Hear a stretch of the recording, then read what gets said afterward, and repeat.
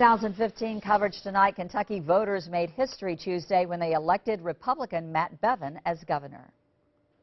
I'm grateful for the fact that you all went to the ballot box, and those that are watching, and those that have collectively decided that we want a fresh start, that we want to turn the page. This is your Kentucky.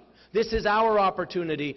Bevin is only the second Republican elected to serve as governor in the last 4 decades. WLKY's Emily Maha sat down with a political expert to find out what that means for Kentucky politics. Emily?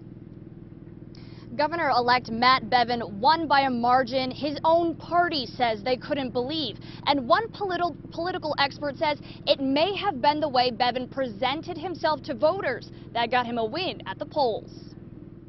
Bevin ran as an outsider, and that's a very powerful position to be running from in this year's elections. Republican Governor-elect Matt Bevin was not the candidate with the most political experience on the ballot, something U of L political science professor Lori Rodebeck says may have helped his campaign. In years gone by, voters looked for experience.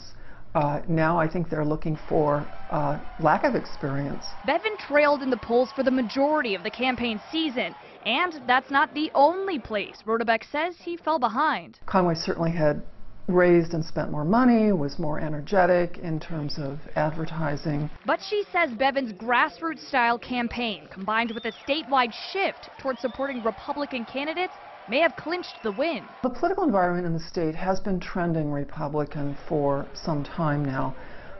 We saw that first in various elections for federal government, the Senate, the House, and I'd say that change started a good 20, maybe even 25 years ago. Rodebeck says it's tough to tell if Bevin's win is the start of a new trend of electing Republicans as governor. Only more elections will prove that.